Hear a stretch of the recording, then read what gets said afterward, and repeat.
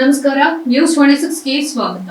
ಪಟ್ಟಣದಲ್ಲಿ 78ನೇ ಸ್ವಾತಂತ್ರ್ಯ ದಿನಾಚರಣೆ ಸಂಭ್ರಮ. ಪಟ್ಟಣದ ಮಿನಿ ವಿಧಾನಸೌಧ ಆವರಣದಲ್ಲಿ 78ನೇ ಸ್ವಾತಂತ್ರ್ಯ ದಿನಾಚರಣೆಯನ್ನ ಸಂಭ್ರಮದಿಂದ ಆಚರಿಸಲಾಯಿತು. ತಾಲೂಕು ಆಡಳಿತ ಹಾಗೂ ರಾಷ್ಟ್ರೀಯ ಹಬ್ಬಗಳ ಆತನ ಸಮಿತಿ ವತಿಯಿಂದ 78ನೇ ಸ್ವಾತಂತ್ರ್ಯ ದಿನಾಚರಣೆಯನ್ನ ಆಚರಿಸಲಾಯಿತು. ಕಾರ್ಯಕ್ರಮದಲ್ಲಿ ತಹಶೀಲ್ದಾರ್ ಜಯಪ್ರಕಾಶ್ ಧ್ವಜಾರೋಹಣ ನಿರ್ವಹಿಸಿ ಮಾತನಾಡಿ, ಈ ಬಾರಿ ಸಡಗರ ಸಂಭ್ರಮದಿಂದ 78ನೇ ಸ್ವಾತಂತ್ರ್ಯ ದಿನಾಚರಣೆಯನ್ನ ಆಚರಿಸಲಾಗುತ್ತಿದೆ. ಸ್ವಾತಂತ್ರ್ಯಕ್ಕಾಗಿ ತ್ಯಾಗ ಬಲಿದಾನ ಮಾಡಿದವರನ್ನ ನಾವು ಸ್ಮರಿಸಬೇಕು ಅಂತ ತಿಳಿಸಿದ್ರು. ನಂತರ ಪಟ್ಟಣದ ವಿವಿಧ ಶಾಲಾ ಮಕ್ಕಳಿಂದ ಸಾಂಸ್ಕೃತಿಕ ಕಾರ್ಯಕ್ರಮ, ನೃತ್ಯ ಕಾರ್ಯಕ್ರಮ ವಿಜೃಂಭಣೆಯಿಂದ ನೆರವೇರಿತು. ನಂತರ ವೇದಿಕೆ ಕಾರ್ಯಕ್ರಮವನ್ನ ಕ್ಷೇತ್ರದ ಶಾಸಕರಾದ ಎ.ಆರ್. ಕೃಷ್ಣಮೂರ್ತಿ ಅವರು ಉದ್ಘಾಟಿಸಿ ಮಾತನಾಡಿದರು. ಸ್ವಾತಂತ್ರ್ಯಕ್ಕಾಗಿ ತ್ಯಾಗ ಬಲಿದಾನ ಮಾಡಿದವರನ್ನ ನಾವು ಸ್ಮರಿಸಬೇಕು. ಸ್ವಾತಂತ್ರ್ಯ ಹೋರಾಟಗಾರರ ಆಶೆಯಂತೆ ಸರ್ಕಾರ ಕೆಲಸ ಮಾಡ್ತಿದ್ದು, ನಮ್ಮದು ಜನಪರ ಸರ್ಕಾರ.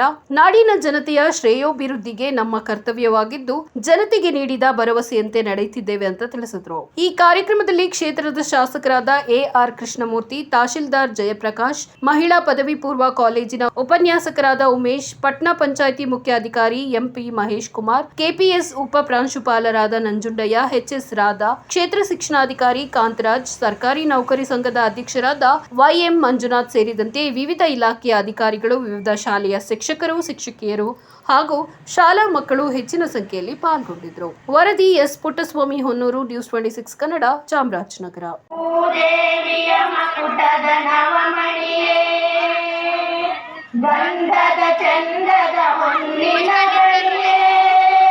ಭಾರತ ಜನನಿಯ ತನು ಜಾತೆ, ಜಯ ಭಾರತ ಜನನಿಯ ತನು ಜಾತೆ, ಜಯ ಹೇ ಕರ್ನಾಟಕ ಮಾತೆ. ಬಳಸುವಂತ ದಿವಸ ಇದಾಗಿದೆ. 1906 ಸ್ವತಂತ್ರ ಬಂದ ನಂತರ ಭಾರತ ದೇಶಕ್ಕೆ ಸಂವಿಧಾನವನ್ನ ಇಡೀ ಪ್ರಪಂಚವೇ ಮೆಚ್ಚುವಂತ ಸಂವಿಧಾನ ನಮ್ಮದಾಗಿದೆ. ಶಾಸಕಾಂಗ, ಕಾರ್ಯಾಂಗ, ನ್ಯಾಯಾಂಗ,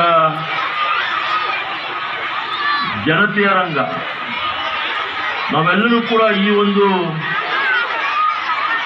3 ಅಂಗಗಳನ್ನ ಪಾಲಿಸುವಂತ ರೀತಿಯಲ್ಲಿ ದೇಶವನ್ನ ಈ 78 ವರ್ಷಗಳ ಕಾಲ ನಾವು ನಮ್ಮ ದೇಶವನ್ನ ಅಭಿವೃದ್ಧಿಪಡಿಸುವಂತ ರೀತಿಯಲ್ಲಿ ಭಾಗಿಗಳಾಗಿದ್ದೇವೆ. ಸ್ವತಂತ್ರ ಪೂರ್ವ ನಮ್ಮೆಲ್ಲರಿಗೂ ಕೂಡ ಶಿಕ್ಷಣ ಅಂತಕ್ಕಂಥ ಕನಸಾಗಿದೆ.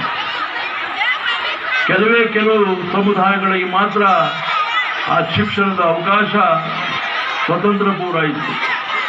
ಆದರೆ ಸ್ವತಂತ್ರ ಬಂದ ನಂತರ ಪ್ರತಿಯೊಂದು ಧರ್ಮದ, ಪ್ರತಿಯೊಂದು ವರ್ಗದ, ಸಮುದಾಯದ ಜನಗಳಿಗೆ, ಭಾರತೀಯರಿಗೆ ಇವತ್ತು ಶಿಕ್ಷಣ ಪಡೆಯುವಂಥ ಅವಕಾಶ ಆ ಸಂವಿಧಾನ ಮುಖಾಂತರ ನಮಗೆ ದೊರಕಿದೆ ಅಂತ ಹೇಳಿ ತಪ್ಪಾಗಲಾರದು.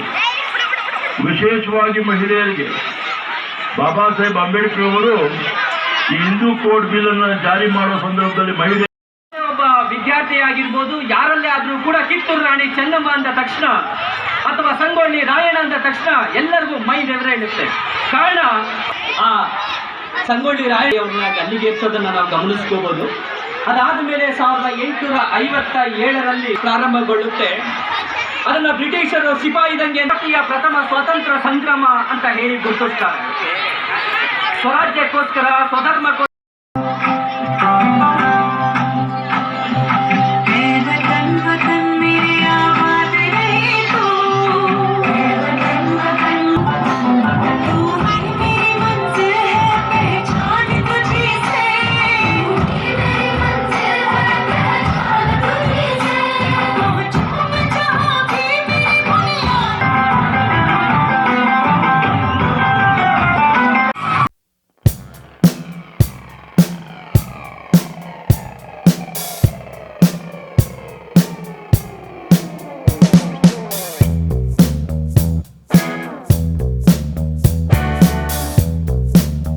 ಲೇಟೆಸ್ಟ್ ಅಪ್ಡೇಟ್ಸ್ ಇನ್ನಷ್ಟು ಸುದ್ದಿಗಾಗಿ ನೋಡ್ತಾ ಇರಿ ನ್ಯೂಸ್ 26 ಕನ್ನಡ.